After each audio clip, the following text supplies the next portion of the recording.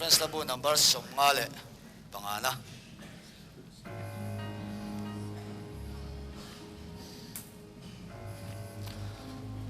Lupa chu fucking ka joy mo ya. Minta dua ni fucking. Kau sang aku main la. Asa se fuwa. Asa so so ama minta so. Limin ame tiang limin kaswa so so ama minta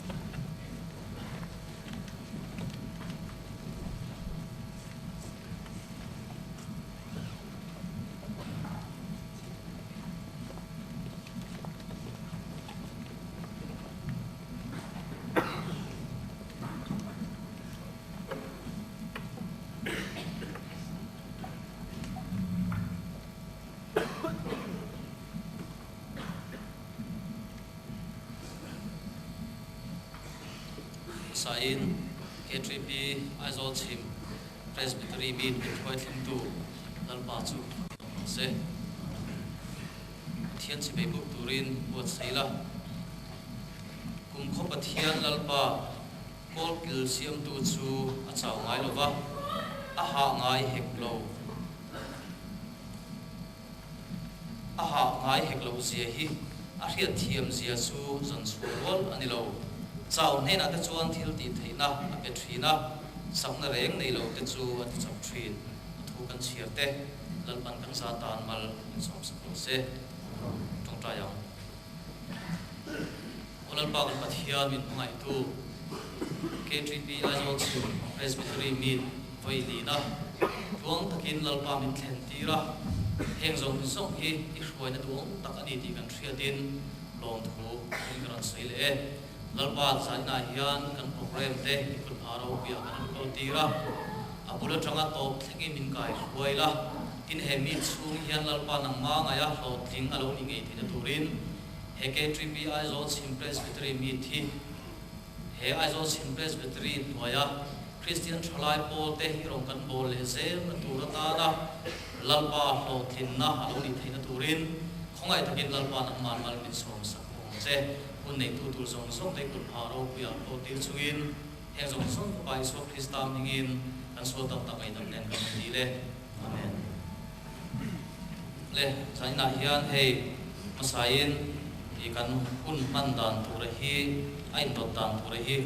kan puang thalo panga e ama saberin i secretary ne da tangin thu puan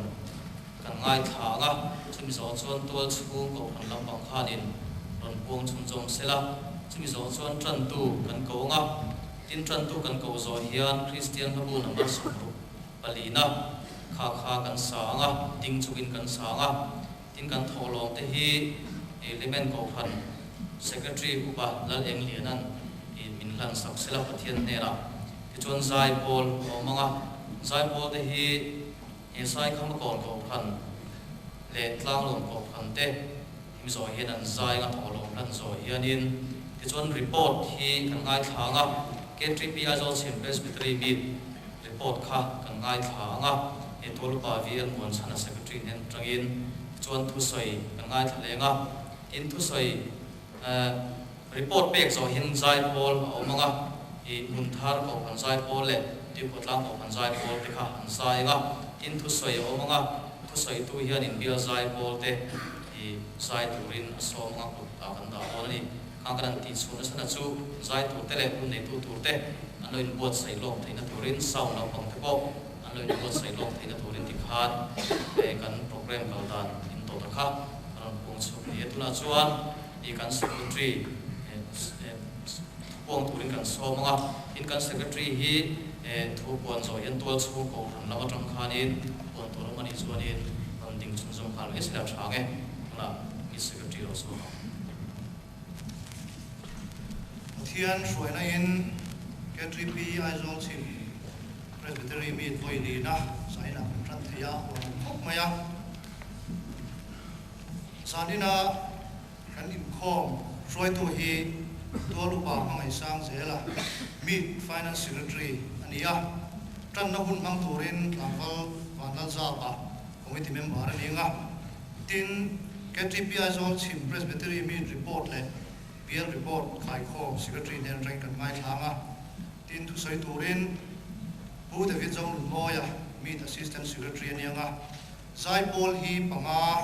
kan be senga ulikon pastor bial tlang lom ko kan zai pol kun thar ko kan zai pol sai khama kon ko kan zai pol le te potlang ko kan zai pol te kan be se yon ni tin in khom ban hian in noi lama hian in pol ho na hun kan hang do na soi tu turin Meet committee member silal bonga anianga thu toy soi turin puso than moya Meet committee member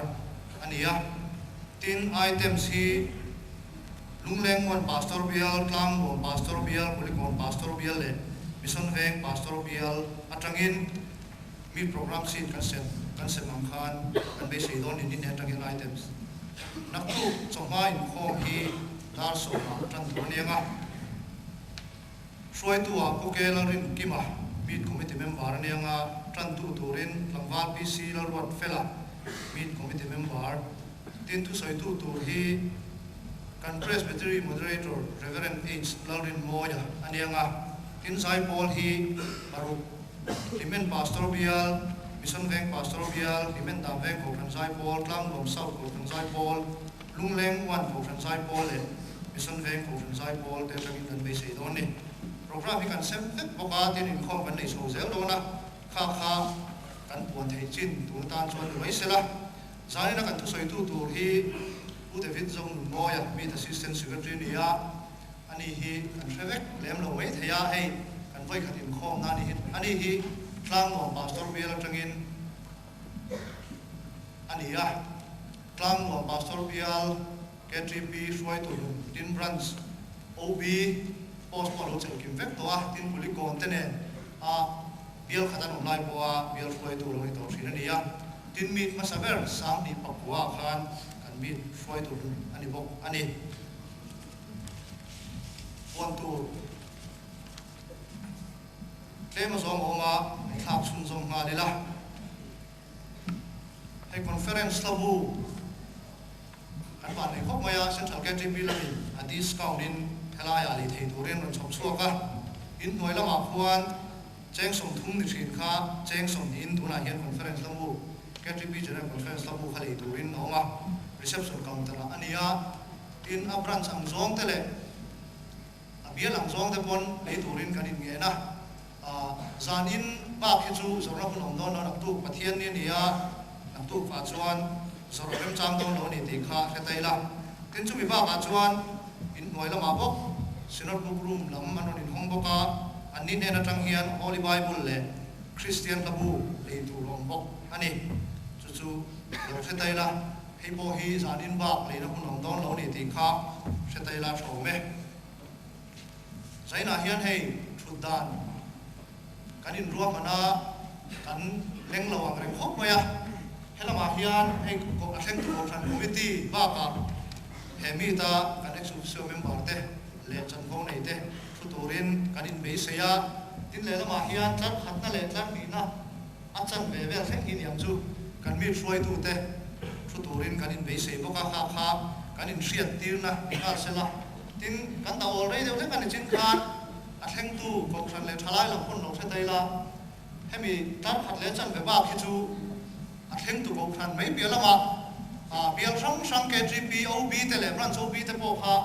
akal ma thei ka chu heng lai an thu kang tai la tin chu mi ba ka mi suai tu lo ni to te po kha tin thin dan ngin helai hian akal ma sa bia ka kai no lu bo mop je langa ti chuan a leng ba ka chu thut na dang om zel tu la ngai la chu anin riat tir na bok sela so me kha tu ta na kan thei chin chu sela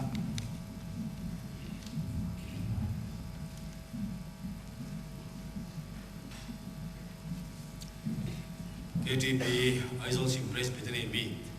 mang dura lo kang song te atheng tu ko ran ten kan lo chiu in tu sak na kan lan chiu a he hun chung hian tharau lam mang som na ti chak thar na don theina turin tu sak na kan lan mo chiu ni ti kha kan soi ma sa tu a hei kan biakin hi thut na tam deu la turin kan du awangin hei lam tu te poi zau le thei lo wa e tran ti lo tanginเราลองติดปอกอากาศร้อนนั่นยังล้างที่ขนาดหัวเราลุกไปลงไม่เอาลงกันดีของคุณชูจงอินอินทัศน์กับอินมานี่กูฉันนั่งซาเลนตั้งองตุรินตัวซึ่งกูฉันเอาติดกันไปเสียเจ้านี่ตีข้าอาการกองมาสะดุตีนิคมบานาเฮียนนิคมสงตานหน่วยละมาคนทิ้งปุ๋ยหันบดใส่จู่อินเฟกตุรินกันอินสองงานนี่เสร็จกินอัศวงอินเทียนนั่งจุงจ้างยันพวงตายลังอินอุตไลกันห่อให้มีน้องดูโชว์นะสีรักควรมีปลาและมีเชือกไปในห้องมาอินอัดไว้เลยควรกันเบสเมนต์ฟลอร์ละมาควรเอาบุกอ่ะจู่กันนั่นในเต็นท์อินเฮดไลน์ตัวสารละมาหันชูเตะต้นนี้ในอย่างจู่การยังหมออินคอมชุ่มมันหลอกเดี๋ยวองเทียนจะมีตานชวนพี่กินนุ่มละมาเย็นเอาบุกอ่ะอาคาดูเสียดายลังอินอัดช้างอินให้นับตู้กลายแล้วมาข้านให้ชุ่มหัวเตะ thèn tu te ngai bua sai ngai na sa a chuwang chuan local zong te san ri ei vet turin min ei sak vet turin kan som chewani ya kan soi le du a ta chuan a min pol te mi sa ei tur ten kutilai reception counter lama kon siati ni selangin kan thenin tur te kan reception lampang ten lo ba sei ten turin kalau sita ilangin asa ange chu kan soi tu bok ani ei selangin cha ange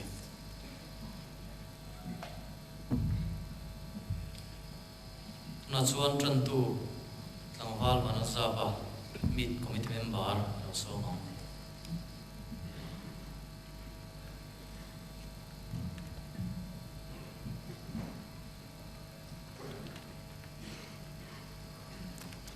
zanin hun sha min petu pathian hena long thu basaya zanin hun tran hun kan sanghe ropi dileni pathian thu ngai thain thian se bai bu ka u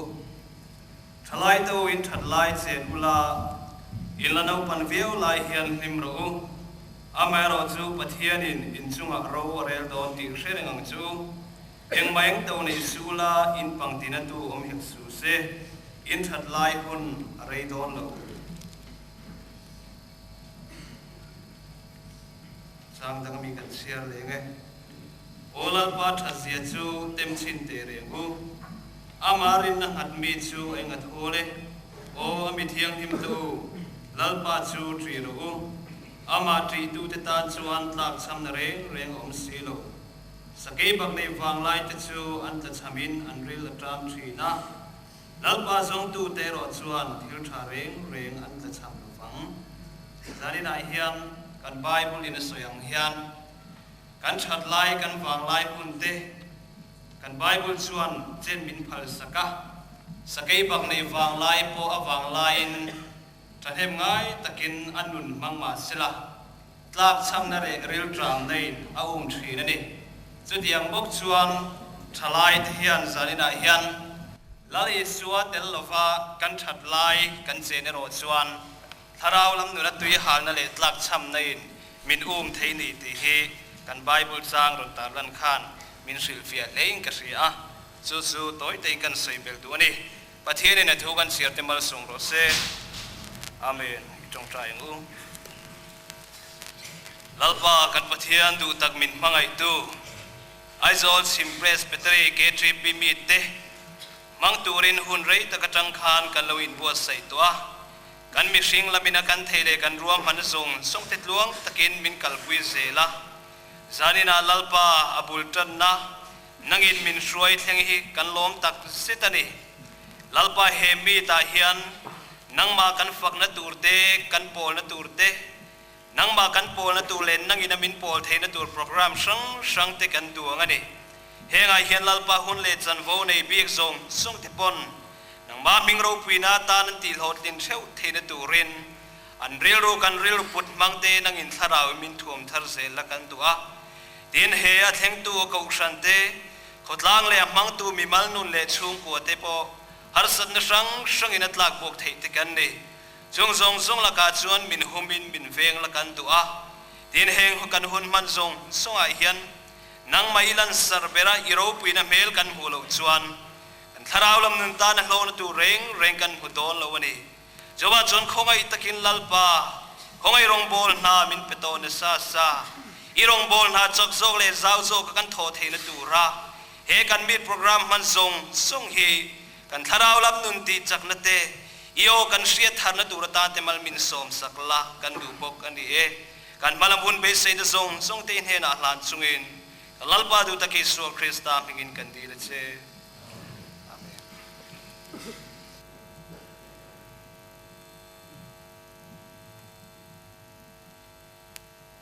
tuna chuan ding chungin Christian habu number somruk palina he kan sanga kan sakzo in kan thunga ti chuan in tholom te hi u palal eng liana implement ko kan secretary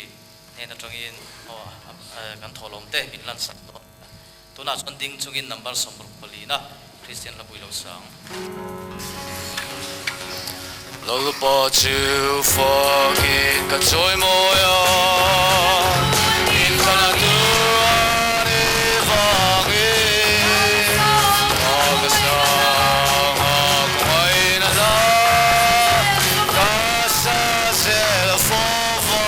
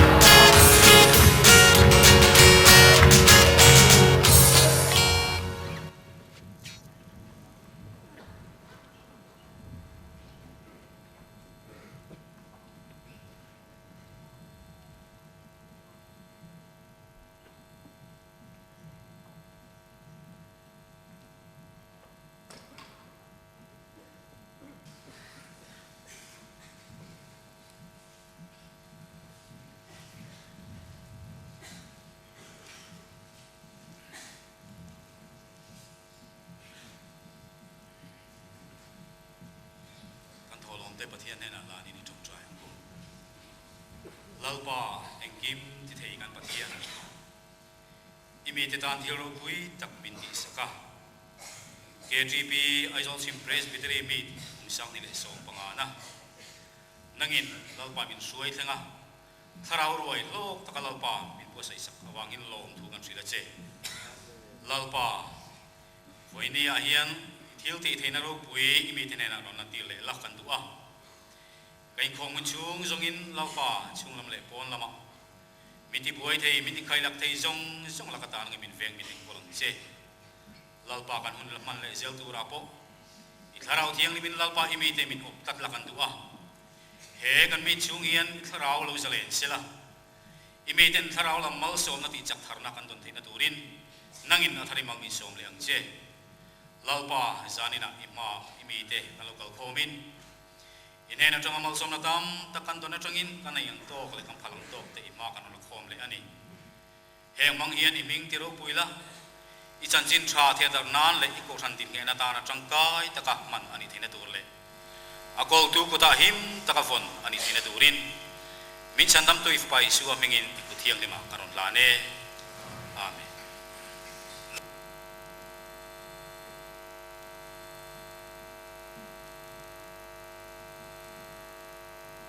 tuna chuan zai pol lo som no nanga asain sai khamakon ko ran zai pol te zai turin kan so manga tin an ni ron zai zo hian som non ngai to lovin tlang non ko ran zai pol khan lon chun zom ha sila thange sai khamakon ko ran zai pol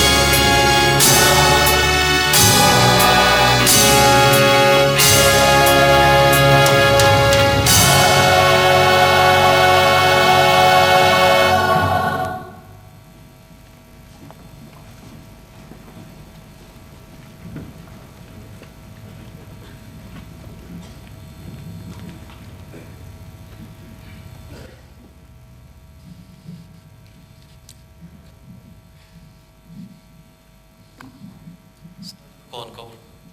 zai po le tlang no kan so pol tong khan lom thu kan sei ani tuna chuan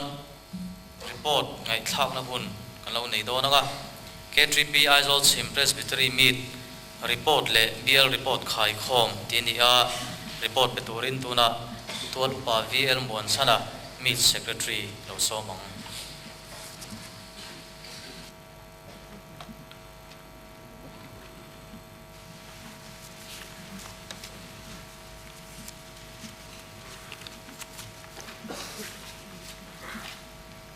K3P Aizawl Chim Presbytery Meet report kha toite in kan han ngai thama sanga kan ria dangin Presbytery hi tuna kan Presbytery Aizawl Chim Presbytery hi ama saber omna kan ti thayang chu sangkhat zakwa som khasi sinot noya Mizoram ako khranan din tir khan Presbytery Mizoram pui kan ni khan helai hi sinot mun pui omna Presbytery kan ni boka ti chuan kal chhozelin tuna hian ming sang kan pu chhowa tuna hian Aizawl Chim Presbytery ti kan ni ta a report ale program a khan alang de ufek maya i tuna kan report back tu ra hi chu wang chuan kan siar vek lawanga arei lo jok nan Aizawl Chim Presbytery a hian tuna hian pastor bial panga kan oma program si jok a khan kha kan ziak thla a tin ko khran som pasari kan oma ni kha a point number 1 tan chuan du tok mai la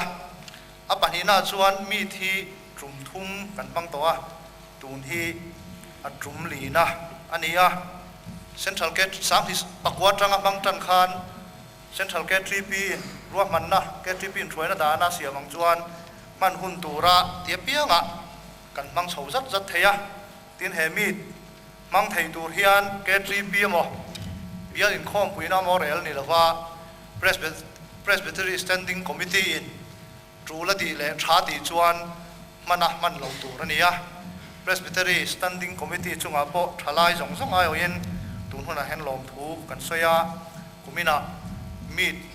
thatak mai mang le thei tur ruwa man na rem chang min siam saka vain lom thu kan soi tel ngal bok ani mi ta hian budget cheng sing thum sang ni zanga kan neya ka khabial sang in kan petling tlavek theya lom thu kan in thril bok ni sela thome meet committee in din tirani tang hian malak chho chu ania ti chuan kulikon ko thranate mission veng thlang ko thranate mission veng ko thranate thlen ani to a biak in thar ni bok helai limen ko thran committee a kan han di la limen ko thran committee chuan phal takin helai mun hi tun huna hian mang thei durin min phal saka chunga po lom thu kan soi ani mi throi tu hi OB paruk le committee member som le ex officio member pakwa kan oma tin bial panga atangin report kan be seya kan theilu vek theya hun taka lom thu kan in thril bok a tin kha bial report khai khom na lama khan han kal zui ngal mai la khatiaron kan zawai dai han siam na san khawma kan chiar suak vek don lawa in khom arei don ti kan riat le ma program tam deu wangin atlang pui tak khai lai tang chuan kan on soyanga amaro chu tangkai taka mang turin kan hon vek anga thanem tak kan siama report kha chu wang chuan kan branch throi tu mobile throi tu in khom lo te po kha hon kep tai la a thome sang ni som panga Aizawl Chim Presbytery meet voilina BLK3P report khai khom na longai thlang member zat hi sangruk somkwa pali kan nia tin kan in khom percentage hi somdi pathum point somli pali ania thotan zana pianga in khom thin zat member hi sangkhat zali somdi pariat point pani pakhat ania tin committee member zat BLK3P committee member zat hi kan in anglo veka vai bel khom hi za pathum ania tin bial committee thut khom za thi vai bel khom kha som paru ania Christian thalai ko bilak za sang ni som panga kha apum pui kan presbytery hom chunga kan lak khom za ta hi kan lak za ta hi sang kha chakwa som thum pathum ania bial ke tripi chanchin bu kha mission veng bialin thalai kan tu tin chua golikonin thalai te in leng tin kan chua tin hlimen bialin bial ke tripi en tu tin kan ti chua ka tin tlang nom bialin khon var tin kan ti chua ka ni tin kan copy bial ke tripi copy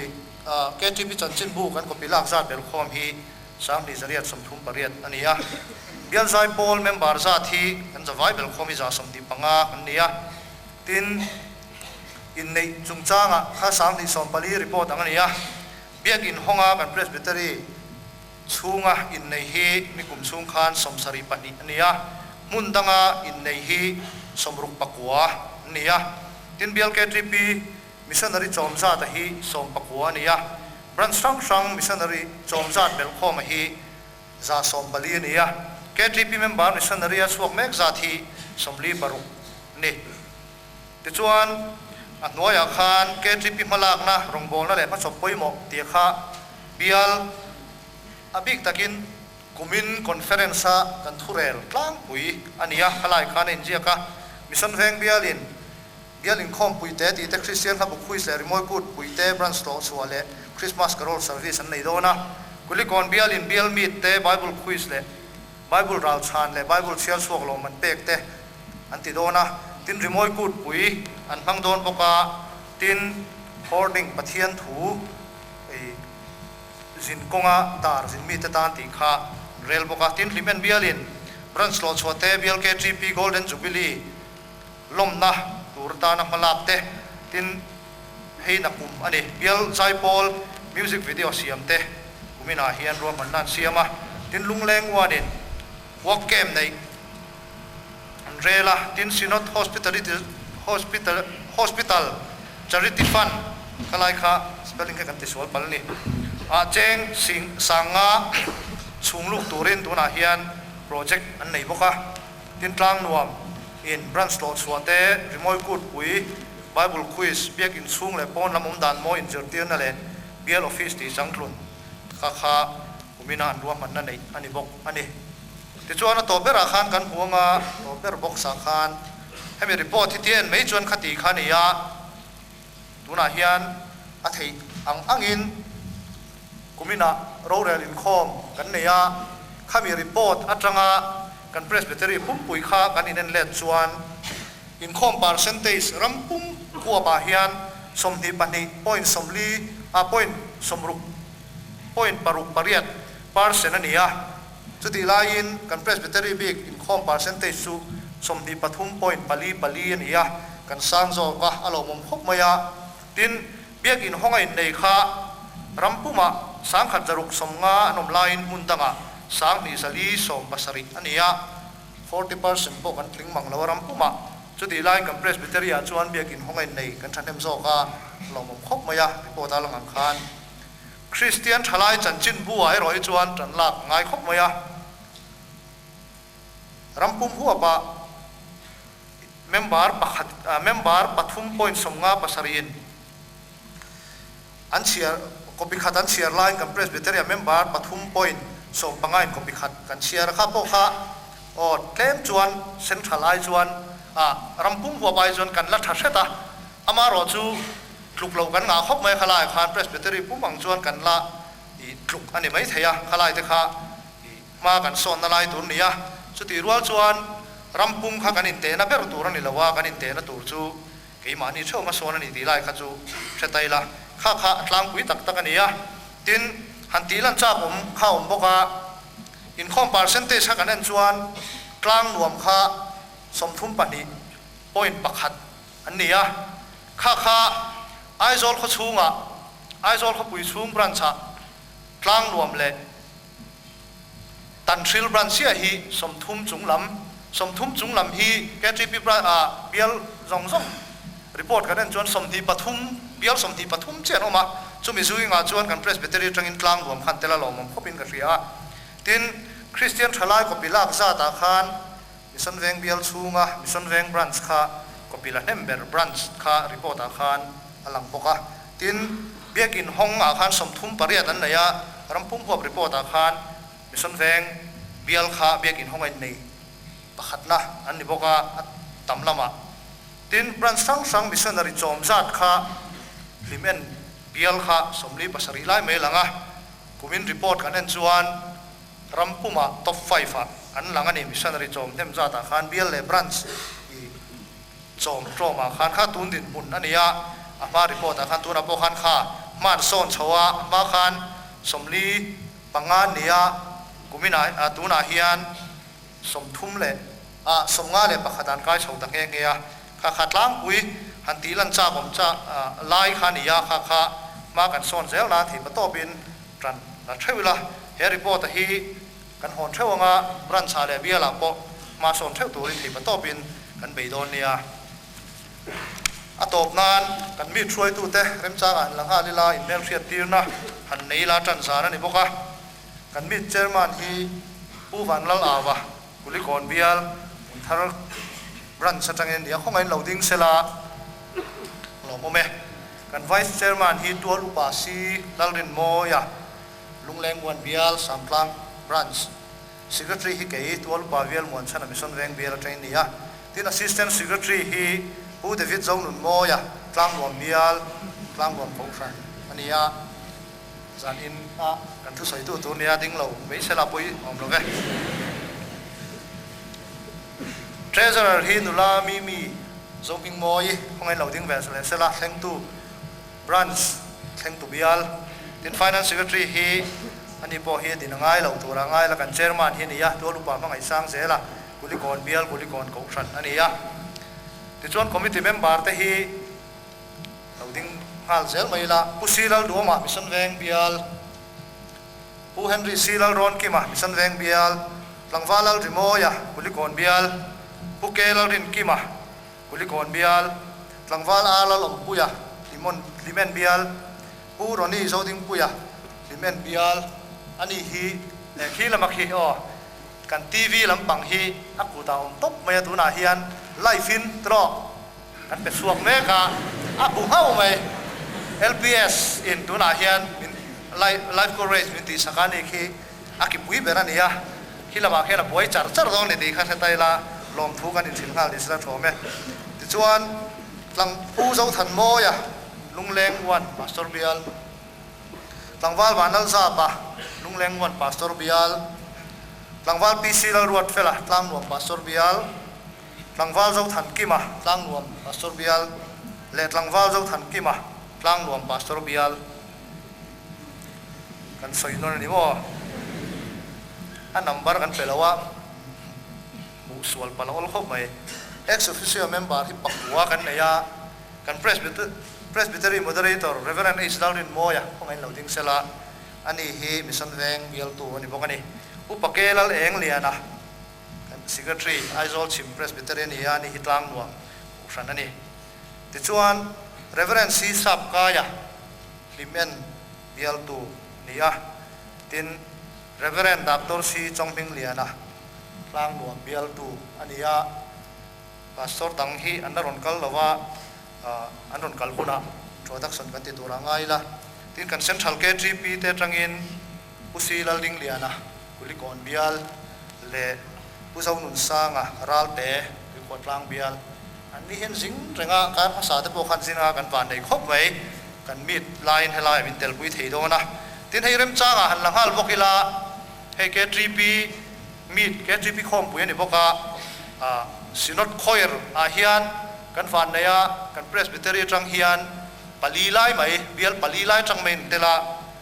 tlangwal david lalrin thanga sai lo limen bial mel thum hiom emo lo mo me nula rodi lalrem ruati tlang nuam lo mo me nula ram eng moi kulikon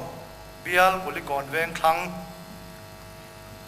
adam lo ani chu nula nan si zo than moi mission veng bial buổi đều lắc toàn mấy thầy này pasal này tu này cái tí giống kha report thầy cho nè cái đó nè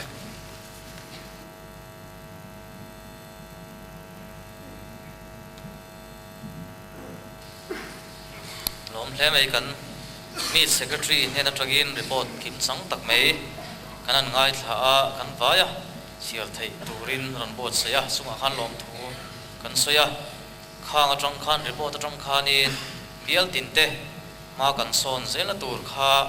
alang in a hriata chuan chuan ma son turin khang report atang te khan in bot sai tlang ilati kha kadin ngen na ni sila athange tuna chuan in zai pol zai kalungai thale do nanga munthar ko ran zai pol le ti khotlang ko ran zai pol te e kan so manga masain munthar ko ran zai pol an zai nga hemi zo a hian in som non ngai loin ti khotlang ko ran zai pol te khan ron chun zom nga sila thange tuna munthar ko ran zai pol le lo so mang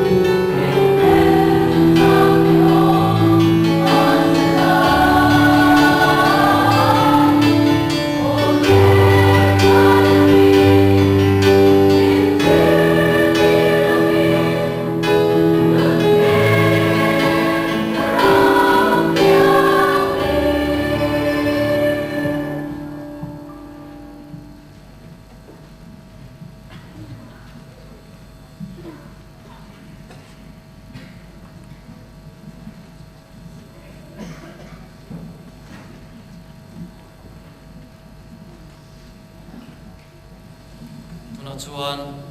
kan tu sai tu tur an lo som nong tonga i pu David Zonun Moya Assistant Secretary so mo tu sai turin tin tulikon pastor Bill Zai Paul de hi remsang ati una Zai turin so ngal mai sila thage tuna pu David Zonun Moya Assistant Secretary so mo pathian le mi troi tu te du sana zara zaina hetlai muna pathian thu ana saidona I kalom lea hey kaliru atam takte om vea tun huna kan thil ton mek te kan thil ton tura lang te inte kan in veang inte kan machunang tun inte kan omang te kaliru ena lin memba chung te chu tam tak kan soi kan tuma tu tam tak ti kan reido kita lo ya tam tak tilani chuan kan tu pui ta chu kan phu chu kan buan ni kan vela thil oman hei tu soi turin Aizawl Chim Presbytery KTP mi ta kan ding chuka au phur ome an ti thina mar chu mo so tak chon ke ma po tong trai ka chung te por tong trai kan transport min tong trai puya hetlai a thing tu te por tong trai na sa mi tam ta hetlai Presbytery rom chuwa prasong song te tong trai mi pani until the go into the world so no looking tin da isu mi sila mi pani ai tam tai an tong trai ni chu wa so lo ting e mi ka ringa ni le ma sai ko ri por paso ke sai por te pathian la sa turin so mo le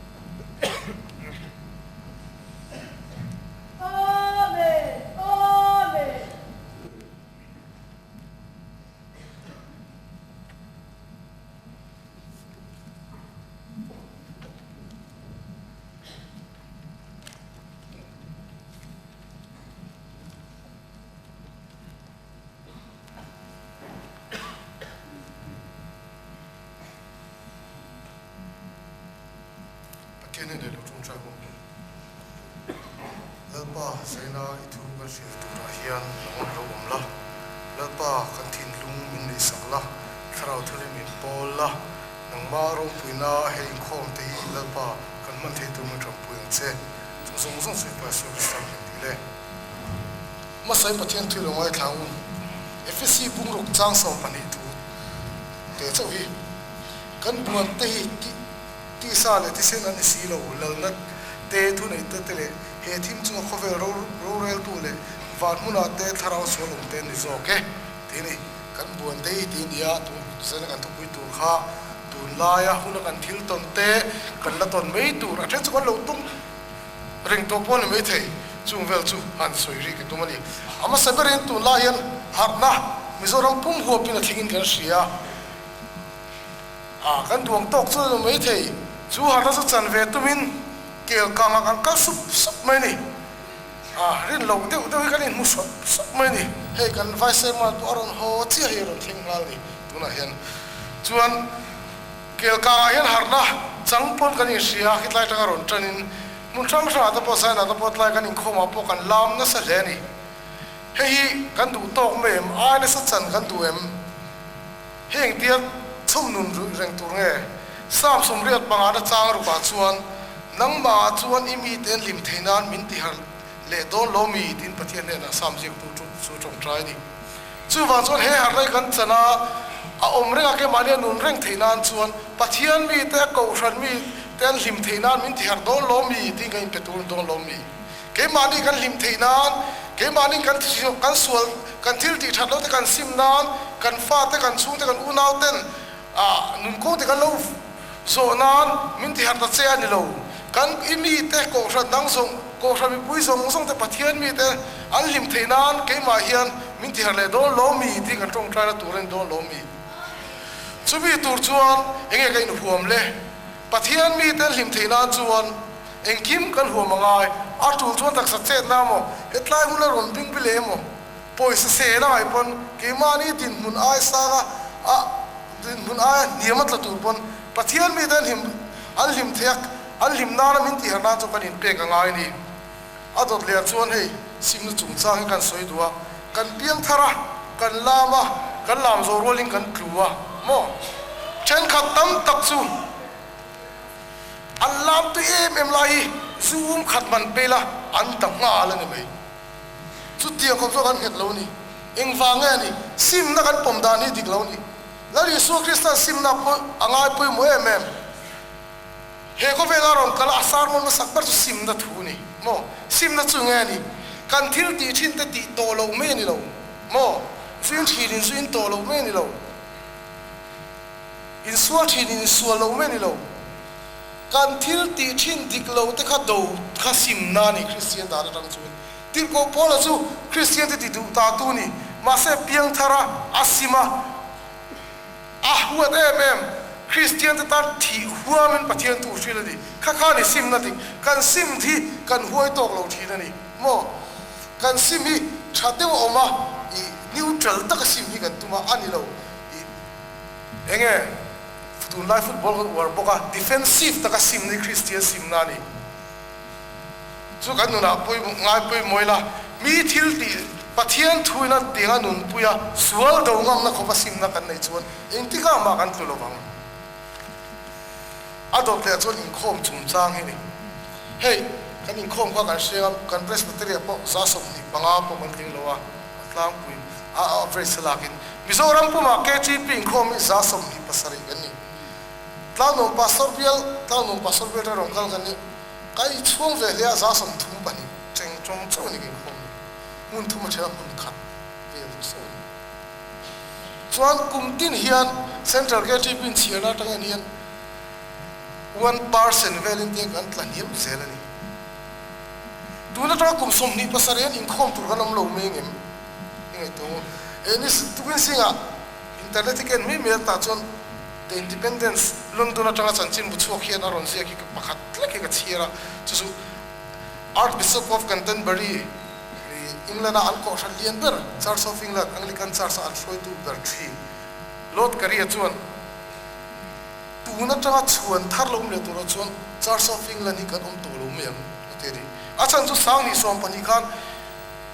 England poni lo British UK pumpui mishing za som ni pakat khu Church of England member an ya sang ni som pali achon za som pasarik chawon ni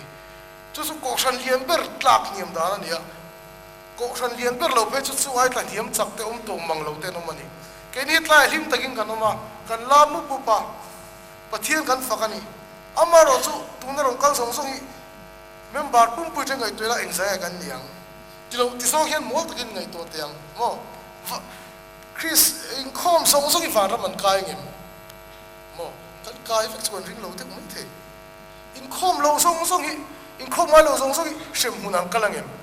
ang kal fek chuan ring lo te mun the katang han ngai toila riruin han buk vel sin la na thok tur tam sia chu kan thak tiat a en thua kalan dan chon KTP member mi so ram pum pui hi achan ve chu isuan nei lo min so ti the ni khom so par sang kan taniam tu la za som thum po kan tlim lo heng ti kan i khom i kan tam theyang kan ma kum som ni kal tura hian mo tam tak chu tu ta kum som ni chu kan over manang ma se kan manang pathian za ka tam ka chon in khom thur kan om me lo mo tan chane ngai ta ka tran ngai ni in khom tura in som ngai dai po na te mun san sala kala in khoma mi so manga du tui thei po kan ni lo nga rapper mai pon in la mi zo rapper pon a chia tha hliar lo lo ding chu an ti lo mole ke ni varam kai tur zo sa hliar tur kan hlei nem chu wan chuan them nga ta in kho mi he kan chan chin thamai cher a mi zo tan phei chuan kan nam din chuana tinung zel tur hian in kho kan thap thei dan them nga takin kama ni na mun thewa tani langu ai khom ma lo potong kam khatal in khom to che tin si som loi loi ngu ani lo chuan kan ho ba hi a ko le ni chuan a dot le chuan tu la ya in chang kan na motin pathian ngai sak lo na pathian om lo ti na mo a pathian ni om lo ko ngai to tu lo ti ngai da na ron suak tran mek mai thei ni aron suak tran to po ni mai thei mi zo ra ma hian hei ka sei du sei ngai dani pom tak tak ki tlem te no ma abar chu ke ni chu ngar shem mana e tam chok chu shem man lo mi the bi zo ra ma tak saron lar tirin mil school te kal ti lai chang ka nan ngai ni i tak sat te ni chi bu chu chang kang de vi man ngai ni kha wa hat an ti sup sup ani chu wa chon he pathian om lo pa ngai to ngai lo ti chang ka na ngai dan chang kang akan ngai nga indi chang ka nang kan pomang ti ala ani chu chuan kan khutlang nun Christian da mai pela ba kan khutlang nun kan chung konun mo kan ram ro le thing na e chi don ani chu ta so kan in ve na ngai ni he ngai dan thara ni lo ti kan soi du ni ma lai so pian ma kum za thum kal ta kan vai ho chon lo nei ri to ni ama sabar chai sa kho kan ti mi zo sa kho kan ti le nam dai ti dang mi lo ni Jainism te wian pathian om lo to pani chuan Buddhism philosophy tak tak a chuan pathian ni om lo mo mishing no lai ro lo ke mani ti thai ro ke mani thwai ro me ni ante ni ma se kala pathian om lo han nun tak tak chu lo thi re lo me ni chu wan chuan Jain ho chuan pathian ang de pathian ni lo ante tir tan kara stand there le lo siam tu ante chun bia Buddhism pon Gautama Buddha milem shang han dina biani chu wa chon he ngai da na hian min la ron tu mu pu banga chan chin pu to pon la ron zi ka nga tu soina pathian ngai sak ho min nui sa don chu ti huna chuan sam som li pan ni na chang thuma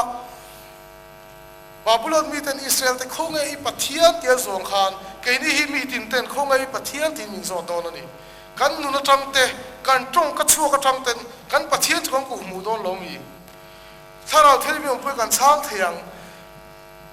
pom turin sirti ro wa te ni pon Bible chuan chu vai pom thei turin ke mani po kan in sir ve ngai tharau le ti satila thei top chuin kan in bu sei ngai ni chumi tan chuan in bu sei u adot le chuan ngai san zong dik kan ngai san zong nge ni le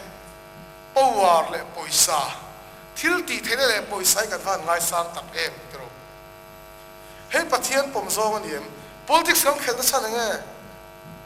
poisa le thil ti thena tam ba chumi chu min soi puya chumi fa te chumi chung te chung nia chumi sun buak kai soi theina kan mangani mo sarkar ta kan thosan poi nge power le poisa asafai chuan anol theiro ama rai su pathian ne la pathian thu ne te hin chuan he thil hi kan ngai sa ni cross lo chu chuan lo tur zia mai chu ti tu te sa kho pe tu kan ni wangin he chu he ta ani tir ko pola pon nom ne ya ka ngai ka ti thiang kha ke ni pon ti tu mangu he ya kan nun min ti se sa em ani kan ngai san so ka tik lo wangin ho sak kan tuma thil dik lo kan tia dik lo poisa kan la lu ta mi chunga kan len kan cha ka chu so mi dang thin lung ti nan ta kan khen ani mi dang ti na ta chu pathian ni na phal lo mi tra na siam te phal lo chu ba ka pathian du lo zong in kan nun pha thin ani chu wa chon kan ngai san tu la li sual kan an ton tu ri en to ro la li suan eng tin ngai yang tin kan thil ti tin reng te la li suat ni en zelang adak atot le chona mami ne ni nang tak mai ho sak la chu chang ni ho sak lai ho sak ki pathian in aphal lo ani lo re re aphal tu pathian mal som na ngai ni ran satam tak te a ule bala ho sak na te chu pathian mal som na ngai amar chu ho sak dan tur ti nei ni tu fing te bu ri chang som ni chuan ho sak thuai tum ero chu shem lo vin an chuak lo bang ho sak thuai tum te chu shem lo an chuak lo bang ate ni atum ring ta ni yo po shem lo an chuak lo ate ni ho sak thuai ho sak thu ti kan sak ko ba mi zo yan alan na ber chu mi ri ru lo ti na lo ti na tu soi ka ti lo ba chia pu maram pum ho pin an poi ni kha ho sak thu tum kan chak ba ngani ti ro ato le tu la khe pu ngwan an ti le kan ri nai in nam noi lo tam em ya chu po ho sak thut kan tum ba ngani kan chak ba ngani e ru te kan su chu ho sak thut kan tum ba ngani party zama nanti ruling party chu po ho sak thut kan tum ba ngani ho sak thut tum atum ring ot to sem lo na chu lo ba te ho sak thut phei chu pathian e va sem na sa don em zo hai ngai to demo chu wa chuan he kan mi zo Christian ril ruwa ho sak thut kan tum dani pathian in adu zo ngani lo choi nol nga mangu chuan a dot le kan soi le do chu ko ran chung chang hi ni ma de khan a soi lang lo me la yo mangin ro ka ro la li suana du che ti kha la ra ni ko ran pon la mai kho ma te kha ni amar so la li suan en ti ati he lung pui chu ka ko ran ho karem chunga ti ka ko ran ho ni khoi lai parachar sa hian kalung pui karem chunga mi thu ko kharin ne annam lo nga ti lo he ko ran chu a yan ni yo mangin lo ka ro ate ri la li so chu ma se dang lam turin na te ni mathaya chia kon tu ko akal au mangin akal ma se chia kon sui lo mo tir ko kola Christian ti du da tu au mangin ko Christian ti du da tu ma kal lai me ma se dang lam turin ko ni chu ma chu hei he ya poi mo nia ko mangin ka rong kal ka lo ma hit the min du ati mai chu na kina chun he kan lak fung lu tu chuan kan ma lo ka hian mi pa le mi pai nei na te kan la pom me yang ti lo mani he anai to nia Bible ang ay pathian ram chang lo durati chiang taka sia te kan la pom me yang pathian siam dan nia ko me ro ko ti kan ti me yang chuwang chuan hei pathian an dang lam turin min ko wani he khovel da dang nom sula min ti chu kan ri rom sela kan ri ro kan la sel do kan ri ro kan vom tat do nia atot le chuan human right chung sang hi ni human right ti an war khopa ka right ta lo man te ni voi kha chu ba se kan ei vea ka conductor ra he ka chang thi na voi tho za na an tla lai utar pakati ka hria lo i ron chuang ba me su ru e ma chu ka tu mani ngoro chuk su kha a chi lang se ka ti ka ban beta thin rim to ki ku chung chale ka chuk khi ka rai ta ni ka tu na ka chuk ka ma te ni a rai clean na na ho pa su human right hi Christian te da da tai kan te do ni Bible chuan ti ngai ti pathian thu chuan mani ta poi ni lova mana le ni to sin korin thon khat bungruk chang kol les trang som ko le som ne kan muni lali suwa tang hian kan dik nei kan en tur lo mi khovel mi ta taka dik na kan en sat lu tuk chuan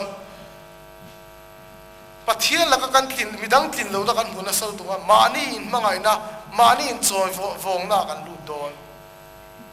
ke mani rigot kan in choi vong chuan pathian kan mu thei do lo min lia tu ni hei thil poi bo tak mai nia nakila chuan Christian zirtina tanga human right pom dan to kan zirtir poi moni hei I kan shoi tu te kan in ngai to cheng te u kan member te kan ma moem ti kha kan sei le tu ni chuan a dot le chuan in ngai sakna chung chai kan sei tu ni Galatia bungruk chang so ma chuan chui chuan rem chang hun kan nei siang zel in mi zong zong chuan thil thai tiang u rin na chung tu singa mi te chung I ti de berang u te ni chu ba ari phur in chong sang khai tu kan ni chiat te le til ko te thil tia nei in chom tlang anu tu kan ni chiat te kan moni ring tu te kan nia ko san ho tlai ho kan ni in nei sak tur kan ni lungoi huna te lom huna te tran pui kan ngai huna te kan dam lo huna te in ngai sak tur kan ni chumi ti tur chola li son min pu ta ni rin na kan chung te tu te nge ni bial khata kan pui member te kan mizoram bu kan ke chi member te ka pathian kan u naw ta rin na mi te ruat te ni chu ba ka enge branch khata loi ho te group khata mi te in ngai sak le zual turin pathian te tak te in se chiang le zual turin min ti ni chu so in ngai sak ton tu kan ni political party po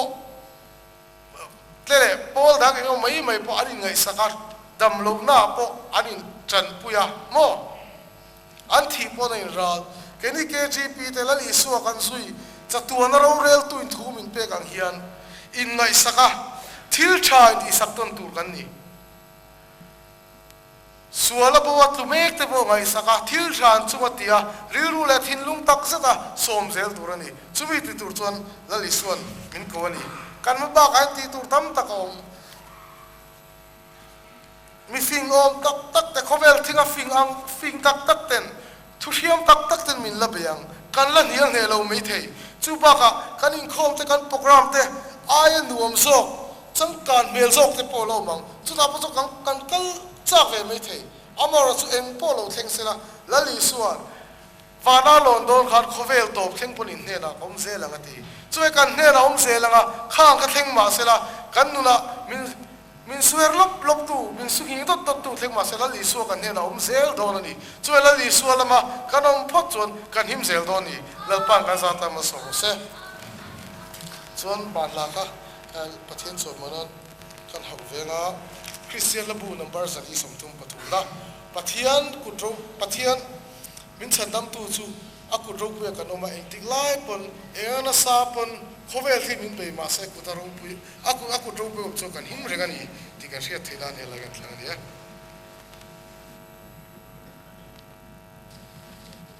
charo pu tak me kan ngai thla lom he me chuanin zaina hianin kan tholom za thi sang sari le somli ania zania in khom za thi mi zaruk som ko pathum kan nia in khom tholom kha sang sari le somli ani in khom zat zaruk som ko pathum ani chuan munthar ko han zai pol ti ko tlang ko han zai pol baka kulikon pastor bial zai pol de chunga lom thu kha kanan soibok ni sila chuanin ban hla kha kan thuril tu khan aron thanga zali somthum le pathum na hemi hiding chungin kan sanga hemi kan sak zoi hianin mal somna min trin turin reverend Esalrin Moya moderator Aizol Chim Presbytery kan som non nia tuna chuan ding chungin zali somthum pathum na lo sangu Câu chân đam tu min về nghi nó nói về thương vô thương sẽ có hiểm hoi chỉ bùi lê hoa bùi an bin tu aku berdoa bùi cuma aku paru bùi cuma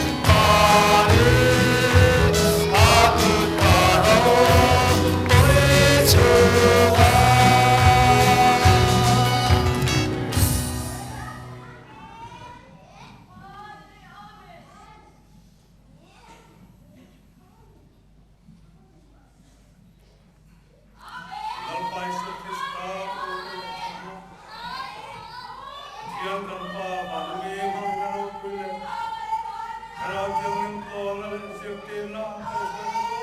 taksun zane na. Dona le pumpan na umreng rokse.